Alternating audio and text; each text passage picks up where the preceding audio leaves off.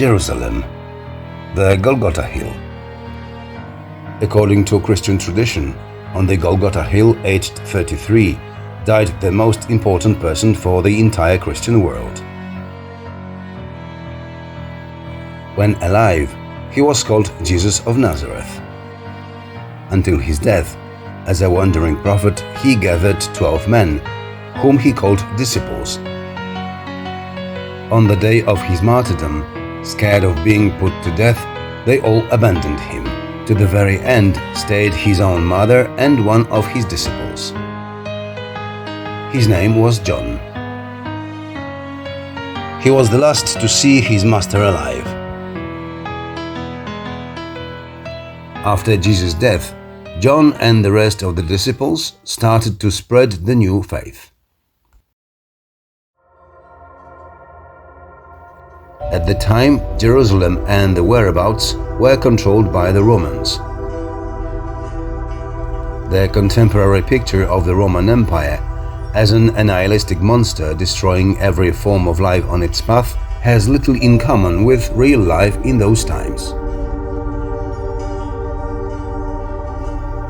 This image, present in the mind of people around the world, in major part was created by the media. In fact, Romans were famous for racial and religious tolerance, but in return they demanded to respect their moral standards, lifestyle, traditions and culture, as well as two languages, Latin and Greek. Those who rejected all that were treated as outsiders and called narrow-minded and barbarians. The social group that openly opposed the Roman lifestyle were Christians. They were treated as potential threat for the unity and well-being of the empire, which resulted in ruthless executions. Jerusalem, 70 CE. High taxes, religious tensions, favoring Roman citizens at the expense of the Jews, caused rising unrest between those two groups, which resulted in the outbreak of the conflict known as the Jewish War. The consequences of the uprising were catastrophic for the Jews. Until the war, the Christians were seen as a form of Judaism, but after the conflict ended, they were treated as a separate religious group. The Romans enforced their position, and religious persecutions became even fiercer. In the face of real danger, many Christians fled Palestine to spread around their world. According to the Bible, St. John escaped persecutions as well to seek refuge in Ephesus. The Christian tradition says it was St. John that wrote his Gospel, as well as other scriptures such as the Apocalypse. Jesus' last disciple dies around 100 CE to be buried in a simple grave on Selcuk hill near Ephesus. Sometime later, a small chapel emerged in this place.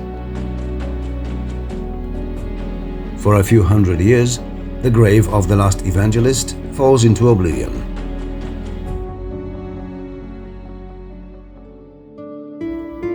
Polytheism, present throughout the antiquity, created one of the holiest goddesses in the Roman Empire, Artemis. She was the most popular in Ephesus in Asia Minor, where she had the grandest and the greatest temple of the times. You can see the film on the subject on my channel. The Temple of Artemis indirectly played a vital role in the formation of one of the symbols of early Christianity. Around 10,000 years ago, the last ice age came to an end. The climate became warmer, which in turn enabled humans organized better and better social structures. Nowadays, we live in interglacial period. Although conditions are good for life to thrive, from time to time some regions of the Earth experience short cooling periods, called little ice ages. One of them occurred at the turn of the millennia, which in turn led to a phenomenon called migration of people. The reasons why the then tribes decided to migrate south were crop failure and, in consequence, widespread famine and death. Many Germanic tribes traveled towards warmer regions. Vandals, Alans, Franks, Saxons and Goths were among them. In their journey to find food, better living conditions and spoils of war, in 262 CE, the Goths reach Ephesus and, in their frenzy of dressing up, destroy the temple of Artemis completely. 313 CE, Nicomedia, Western Anatolia. For over 200 years after St. John's death, the Christians who openly posed threat to the falling Imperium Romanum had a tough life, ending as martyrs in many cases. In 313 CE, Constantine the Great is baptized and Christianity becomes a national religion. The new adopted faith thrives unobtrusively, generating huge amounts of funds from rapidly growing number of believers. In the 6th century, the Byzantine Empire ruler Justinian orders to build a huge six-dome basilica over the long-forgotten grave of St. John, using the building material from the destroyed temple of Artemis. From then on to the basilica, a great number of believers from around the world come to visit the place. The pilgrims believe that the grave dust has healing properties.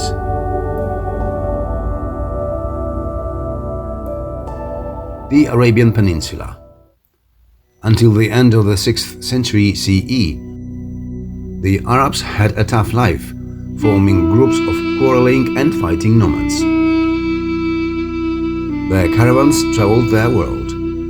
They raised domesticated animals and traded, roaming from place to place. Mecca was the most important city, trade and religious center.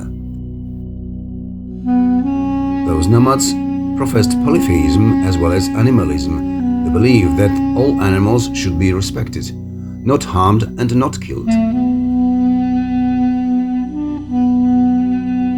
At the end of the 6th century, in 570 CE, in the Arabian Peninsula was born a man who changed the course of history of the Arab world. In the English world, his name is Muhammad. During his life, he played a key role in uniting the nomad tribes. His mission to gather all Arabs under the shield of one God, Allah, in time resulted in forming one of the largest religions in the world. His aim was not only to unite people, but also teach them moral and ethical standards. In many cases, the process of spreading Islam saw escalation of violence. For Christians in the Middle Ages, the word Islam was equal to a deadly threat, which was to be feared and fought against at all costs. Until that time, the Muslims conquered vast areas of Asia, Africa and Southern Europe.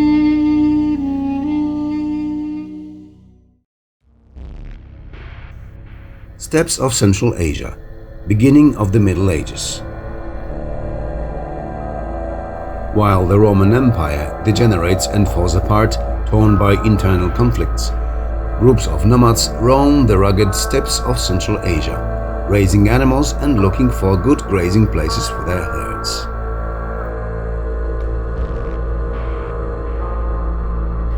Their endless wanderings led them to Asia Minor, where they gradually come into contact with a growing force in the form of Arabs practicing Islam. In the 9th century, out of those nomads, emerges a charismatic leader nicknamed Selcuk. Just like his kin, he's a Turkmen.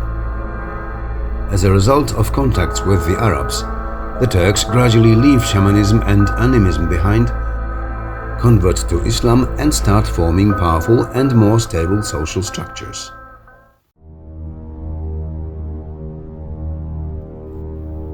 Until the Middle Ages, the Mongols were able to form one of the largest and most powerful territorial empires in history.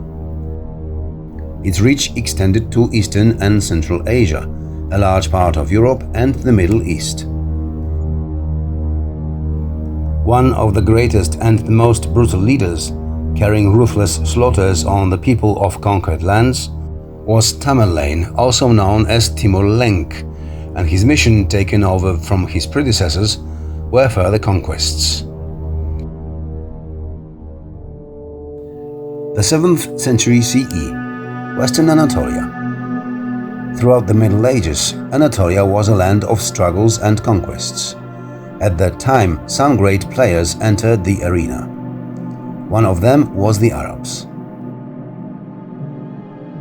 Rushed by their mission of spreading Islam, they came to Asia Minor, and in 654, after reaching Ephesus, they took the city. Their time of glory lasted only 7 years. In 661, the Byzantine army regained the former pearl of architecture, even though Ephesus didn't play as an important role as a few hundred years earlier. After taking over Ephesus, the Byzantines decided to build a citadel on the Selcuk hill, in case of future Arab attacks on St. John's Basilica. And so, a few hundred years passed since the Arab attacks in Asia Minor. The majority of the area was still controlled by the Byzantines. Despite periodic disruptions, life continued to flourish in the cities. Culture and trade developed. The city of Manzikert, Eastern Turkey. The period of relative peace for Byzantines came to an end in 1071, together with the invasion of the Seljuks. Both armies clashed at the Battle of Manzikert. The winners were Seljuks, and soon they took a large part of Asia Minor. At that time, St. John's Basilica was the destination of many Christian pilgrimages. The Seljuks were aware of that. After reaching Ephesus and seizing the temple, they converted it to a mosque, and those who wanted to visit the grave were forced to pay fees. Let's come back to Tamerlane and the Mongols. Unrestrained lust for conquest led this ruthless warrior to Anatolia. After winning the battle at Ankara in 1402 and defeating the Ottoman Turks, he took control of much of the land.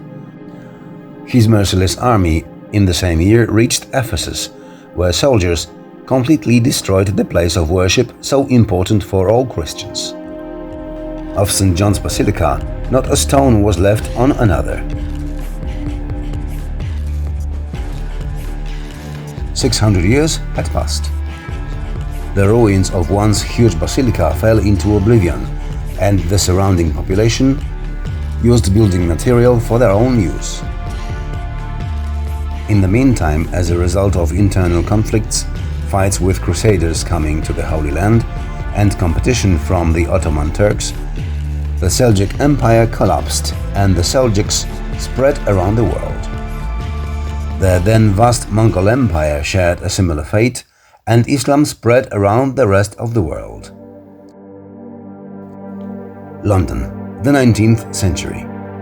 At last, after a few hundred years, the world started to value the long-lost treasures of the past. In the 19th century, archaeology took a modern scientific form.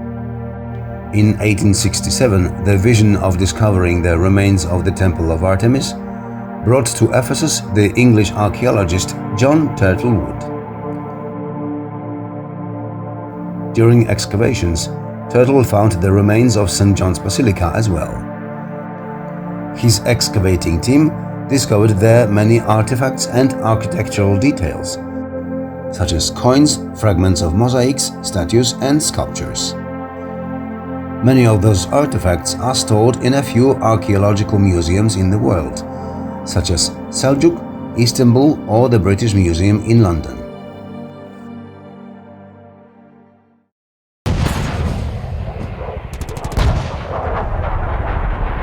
The complex mixture of historical, political and national factors led in 1919 to the outbreak of a bloody Greek-Turkish war.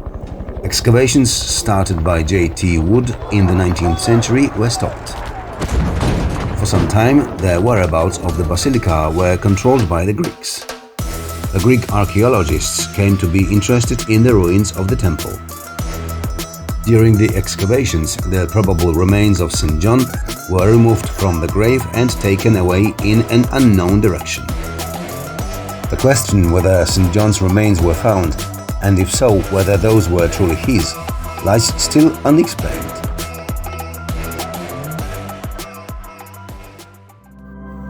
The research were only resumed in the 1950s. The Austrian archaeological mission became interested in the ruins, and further research were financed by the American Foundation from Lima, Ohio, USA. As a result of the work, what once was the object of worship and pilgrimage was partially reconstructed. At present, the archaeological work is carried out by the Pamukkale University under the auspices of the Turkish Ministry of Culture.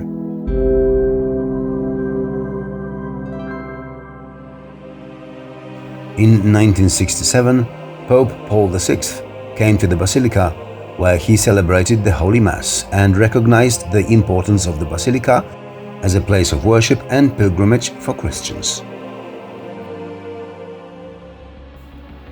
For almost 1,000 years, St. John's Basilica was one of the pearls of the Byzantine architecture. Throughout all this time, countless numbers of believers came to see the possible burial ground of the last disciple of Jesus and the author of one of the Gospels. Empires rose and fell. Tamerlane closed a certain chapter in the history of the temple. After almost 600 years, modern scientists still help to reactivate the place once believed by Christians to be sanctified. For some reasons, the ruins on Selcuk Hill remain beyond the reach of the faithful, and the place which many believed to have witnessed miracles still hides a lonely, forgotten grave of one of the most important disciples in the history of Christianity.